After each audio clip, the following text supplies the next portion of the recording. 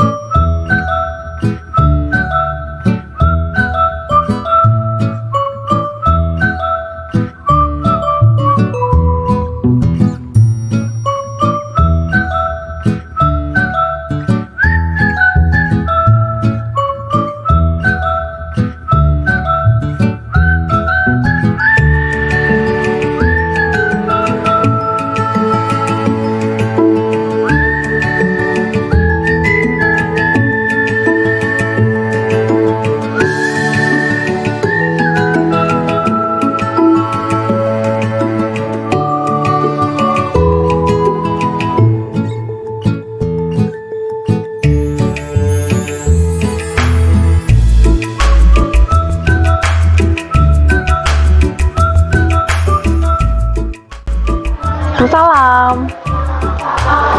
Assalamualaikum. Waalaikumsalam. Dengan siapa? Saya Daniel, Iya. Pak. Mau sama? Cari usaha ide untuk ikan. Kira-kira apa ya di masa pandemi ini yang cocok? Pas banget. Kita di sini punya sekali banyak jenis ikan. Ada ikan konsumsi, ada ikan hias. Nah, kalau saya rekomendasikan sementara ini ikan hias dulu deh. Oke. Gimana? Setuju. Yuk. Mari. Kalau kita ke sana yuk. Yuk. Yuk.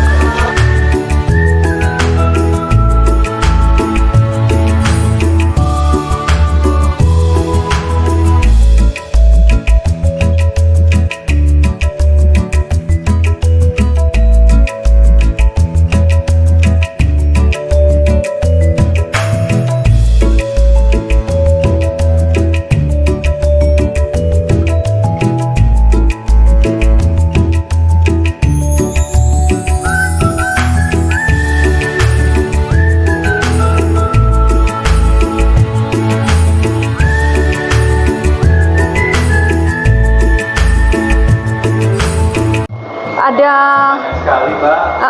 nih manfish ya, ada juga lobster ya. Di sana ada cupang gitu. Memang kita ini karena yang paling laku manfish. Jadi manfish ini memang kita permintaannya itu masih belum kita penuhi, masih belum bisa kita penuhi. Karena permintaannya cukup banyak. Ya, jadi kita memang iya sangat menjanjikan. Jadi memang kalau nanti Pak Daniel usaha ikan manfish, kita bisa partneran gitu ya. Oke. Gimana? Ada yang mau ditanyakan soal manfish? Ya, sepertinya saya tertarik, Mbak, dengan ikan manfish. Mungkin saya akan tanyakan beberapa hal bagaimana cara membudidayakan manfish tersebut agar bisa memenuhi pasar saat ini. Ya, kalau sebelum ke caranya ya, saya informasikan dulu kita punya jenis ikan manfish apa. Oke, kita Ya, lihat. ya kita lihat di sana ya, ikan manfishnya apa. Nah, di sini kita punya dua jenis ikan hias manfish. Yang pertama adalah ikan hias jenis platinum. Warnanya agak keperakan, makanya disebutnya platinum. Jadi memang kalau platinum itu warnanya agak keperakan. Ini sebenarnya perubahan gen dari yang ikan hias manfish yang gold.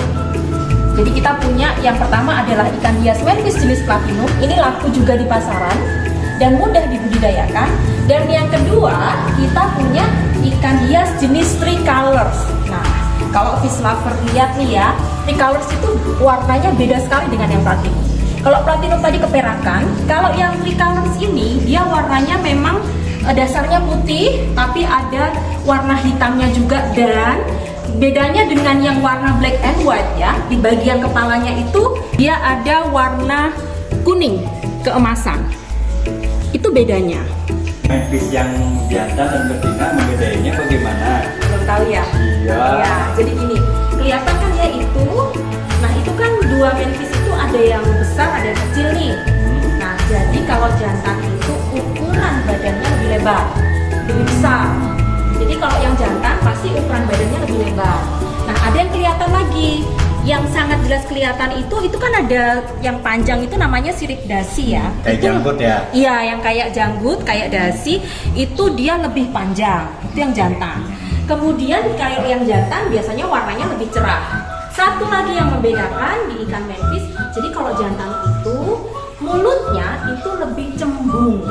Jadi nanti kalau mau membedakan antara jantan dan betina dilihat juga dari bentuk mulutnya. Kalau jantan dia lebih cembung. Nah kalau betina jelas kebalikannya. Betina itu ukurannya lebih kecil. Ramping Ya, lebih ramping. Ya, betul. Hanya di bagian mulutnya dia agak lancip. Bedanya itu antara jantan dengan yang betina, dan di sirigasinya itu lebih pendek. Jadi ini tuh sudah pasti tahu ya mana jantan dan betina ya, karena ada yang besar dan ada yang kecil. Nah coba saya tes nih. Ya, yang ini sekarang kira-kira yang mana yang jantan, yang mana yang betina? Ini yang sebelah kiri. Jantan ya, Ya. soalnya dia lebih besar badannya. Ya. Lebih besar, warnanya lebih terang. Betul. Terus yang apa seperti janggut namanya? dasi, sirip dasinya itu Dasinya ya. lebih panjang. Iya. Dan moncongnya lebih cembung. cembung. Iya. Ya. Kalau yang kecil, Kalau yang kecil lebih runcing. Iya, Badannya betul. lebih lancip. Nah sebenarnya kalau kita perhatikan lebih jelas lagi, di betina itu di bagian perutnya itu agak cembung, agak besar gitu, karena dia memang kalau yang sudah matang donat ya, karena memang induk betina itu kan dia menyimpan telur. Jadi nanti bisa kelihatan tuh meskipun dia pipih, tapi di bagian perutnya itu dia agak Menyimpan telur ya. Iya, menyimpan telur. Dan ini yang unik dari ikan hias. Mau tahu nggak? Apa nih, Ikan Mbak? hias itu dikawinkannya harus berpasangan. Waduh, kalau nggak pasangan nggak kawin. Gak mau, iya makanya kenapa kita punya banyak ya sebenarnya. Ini selalu kita buat akuariumnya itu satu akuarium itu isinya satu pasang, jantan betina. Iya. Jantan betina hanya kita sekat-sekat saja. Itu uniknya. Dan mereka akan mencari pasangannya sendiri. Jadi nggak bisa kita pasangkan. Oh. Iya, jadi Kalau nanti satu akuarium ada 3 misalkan. nah ada 3 kalau dia jenis kelaminnya berbeda, jantan betina pasti nanti ada 2 itu yang berpasang. 2 itu yang kita ambil, berarti dia satu jodoh. Nah itu yang kita Sendirinya carikan. yang satu tinggal dipisahkan. Iya, betul seperti itu. Itu uniknya di ikan hias manfish. Nah, kalau di setiap akuarium kan ada ini kayak paralon-paralon ya. Nah, ini sebenarnya untuk menempelnya telur. Nah, sekarang ingin tahu bagaimana ikan ini pakannya itu dari apa dan gimana kita cara memberi pakan untuk manfish ini, Mbak? Ya, jadi kalau ikan rata-rata ya, tapi kita tentang ikan hias manfish aja. Jadi kalau ikan hias itu dia ada 2 jenis pakan. Ada pakan alami dan ada pakan buatan. Ya, pakan buatan itu pakan yang dari pabrikan. Sebentar ya, saya ambil contoh yang nih. Ini pakan buatan nih. Boleh kalau mau disentuh. Iya. Nah, Halus ya. Ya, pelet ya. Pelet. Dan kering kan dan halus. Kenapa ini kecil-kecil? Supaya dia sesuai dengan bukaan mulutnya. Kan ikan manfish mulutnya kecil nih. iya, Ya. iya. Jadi ini kalau pakan buatan kita biasanya memberikan ini. Satu lagi ini paling bagus nih ya untuk induk. Jadi sarannya kalau kita mau ngasih ke induk itu pakan alami. Pakan alami kita ada 2 biasanya pakainya. Ini tahu nggak apa? Ini jentik nyamuk. Iya betul. Jadi ada kita kasih pakan alami jenis jentik nyamuk. Satu lagi yang ini. Nah, ini tahu nggak cacing ya? Iya. Jadi ini cacing tapi namanya cacing rambut atau biasa kalau di fish lovers itu nyebutnya dia cacing tubifer. Mau pegang nggak? Waduh. Ini lembut loh. Iya. Tidak apa-apa dipegang. Nggak apa-apa. Ini aman kok karena kita sebelum diberikan ini harus dicuci bersih dulu. Makanya kan ini bersihkan. Coba. Iya, iya. Kalau mau dipegang nggak apa-apa. Tidak menggigit? Enggak. Iya, lembut sekali lembut seperti sekali. rambut. Iya, makanya disebutnya cacing rambut. Nah, kalau kita memberikan pakan alami itu jauh lebih bagus memang untuk induknya. Karena kalau pakan alami itu lebih bernutrisi, lebih bergizi dibandingkan dengan pakan buatan. Meskipun juga pakan buatan dia ada nutrisi dan gizinya seimbang ya, sudah sesuai dengan yang ikan manfish gitu. Tapi kalau yang ikan hidup itu kan bergerak, dia akan lebih cenderung menarik ikan manfish untuk mencari makannya. Gitu. Jadi kita kasih ikan pakan alami ini biasanya di pagi dan sore hari. Jadi sehari 2 kali aja ya. Terus kita memberikannya secukupnya. Secukupnya itu kita tebarkan pakan di akuarium.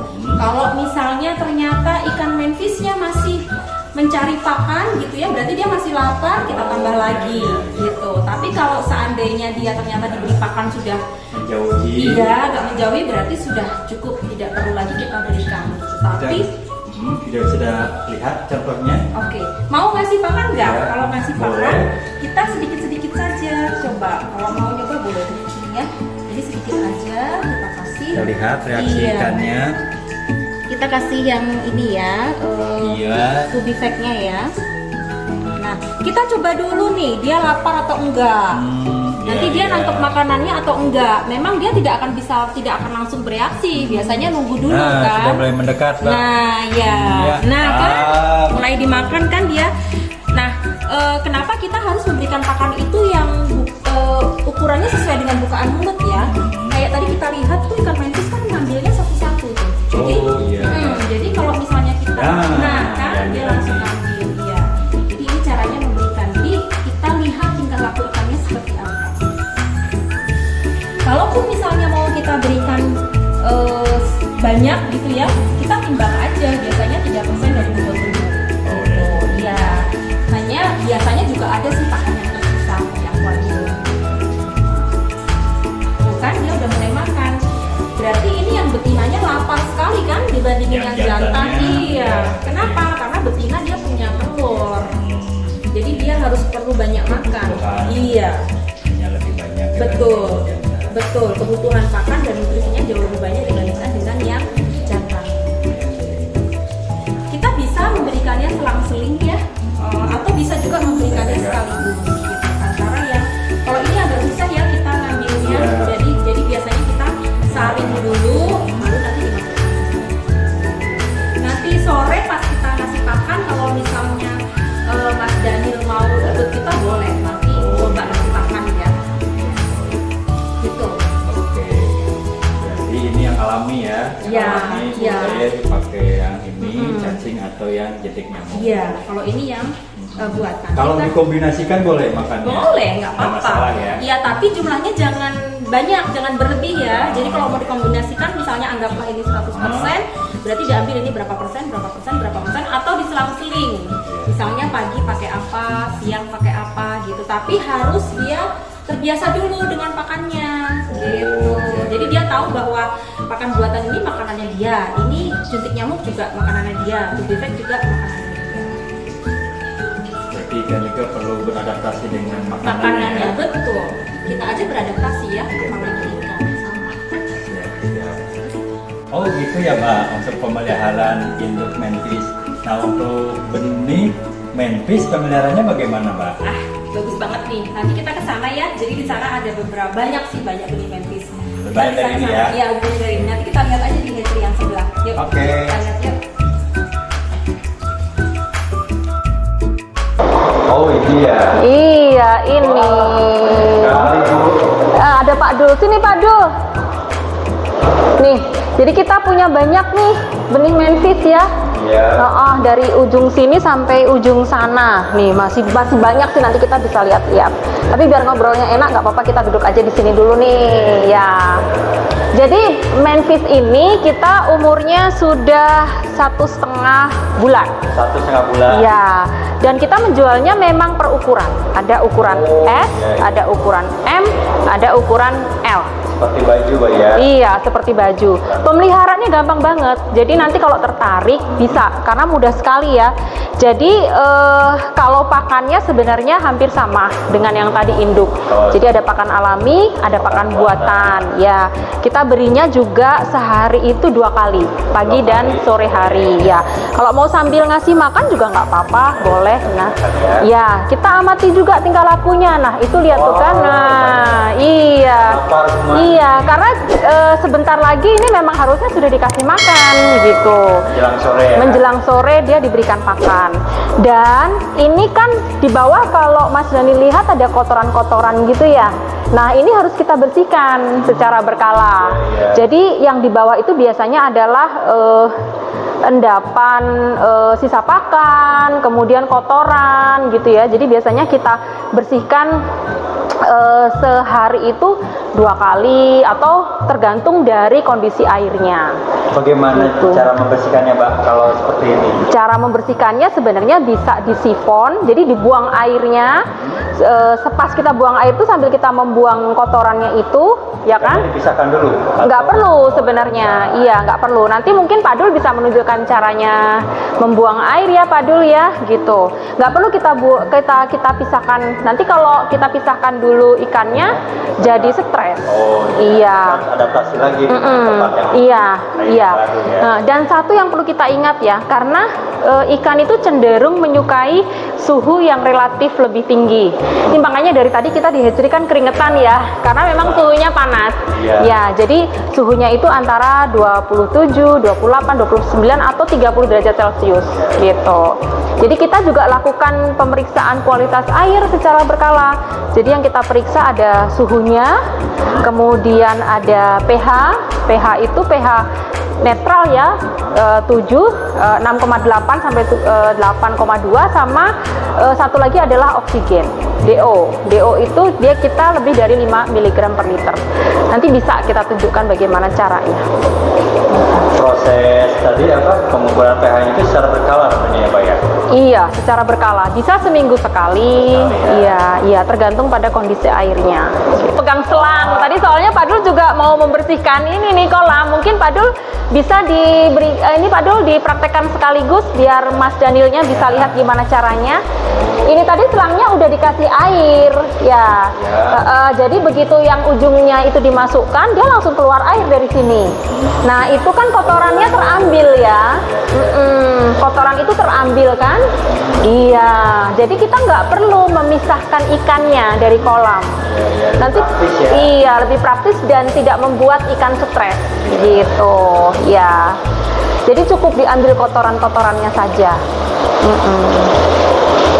Kalau kotoran ini lupa misalkan tidak dibersihkan, berpengaruh nggak terhadap perkembangan ikan? Sangat berpengaruh gitu.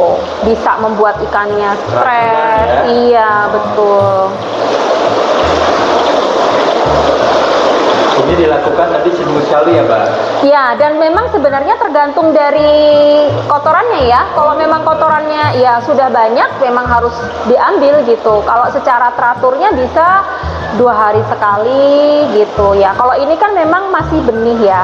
Biasanya tidak terlalu tidak terlalu banyak kotoran gitu. Jadi kita bisa ngambilnya 3 hari sekali atau 1 minggu sekali gitu. Ya. Udah ya, bisa ya Mas Daniel ya. Kayaknya nggak perlu praktek ya. Nanti bisa dipraktekkan sendiri. Nah, ini kan pas kita buang kotoran, airnya ikut terbuang. Nah, sehingga kan air di dalam kolamnya jadi berkurang ya. Nah, makanya kita perlu isi. Ya. Perlu isi lagi. Nih, kalau kita ngisinya dari keran itu, iya. Nah, iya betul. Jadi nanti tinggal dibuka saja kerannya. Iya, ditambah lagi airnya sesuai dengan ketinggian air yang di awal. Iya, ini kan biasanya ada bekasnya nih kan. Nah, bekas ketinggian airnya kan, iya. Kalau lebih bagus lagi sebenarnya diberi tanda di sini. Kalau nanti Mas Daniel punya, kasih tanda aja. Ini sebagai alat ukur ya? Iya. Gitu Mas Daniel ya. Oke. Ya, ini tuh ukuran S. Tadi kan saya ini ya ada. L. Iya. Nah, di luar itu masih ada Wow. yang ukuran L. Itu sudah 3,5 bulan. Kita ke sana yuk. Oke. Di luar ya.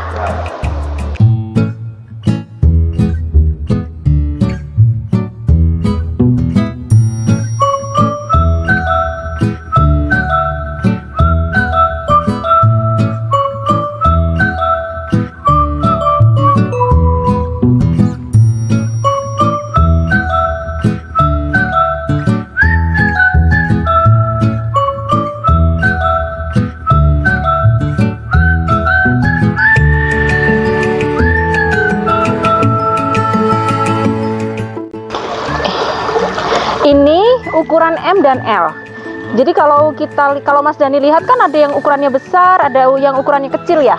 Nah, ini nanti perlu kita pisah lagi. Jadi biar sama. Jadi yang ukuran lebih kecil disamakan dengan yang dijadikan satu dengan yang lebih kecil, yang besar disamakan dengan yang lebih besar. Ya, ini sudah siap jual sebenarnya. Iya, jadi kalau nanti ada yang mau beli, kita bisa jual. Ini kalau mau per ekor atau kita jualnya per ekor. Iya, per ekor dan dilihat dari ukurannya. Jadi kan tadi ada ukuran S, M, dan L ya. Kalau S itu harganya jelas lebih rendah dibandingkan dengan yang, ya lebih murah dibandingkan dengan yang M atau L. Nah, ini dia. jadi lagi lapar juga ini. Iya, ini kalau dipelihara di luar dia warnanya akan lebih kelihatan jelas. Jadi kalau dilihat dibandingkan dengan yang di dalam tadi ya, yang sudah induk, ya yang sudah induk, warnanya mungkin kuningnya sudah agak memudar. Nah ini warnanya yang kuningnya udah masih kelihatan jelas sekali nih. Ini yang jenis kita punya yang jenis tricolor. Tricolor. Iya, ini benihnya yang untuk tricolornya.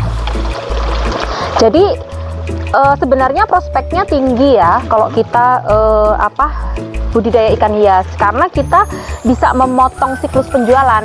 Kan kita bisa menjual ukuran S, Ya. bisa menjual ukuran M, bisa juga menjual ukuran L. Iya, kalau kita menjual ukuran S berarti lebih cepat kan ikannya keluar, ikan terjual dibandingkan dengan kalau kita menjual ukuran yang M atau L-nya. Jadi nanti kalau tertarik kita bisa ngobrol lebih banyak lagi nih tentang ikan hias. Tadi kan baru sekilas-sekilas Ya. kan gitu.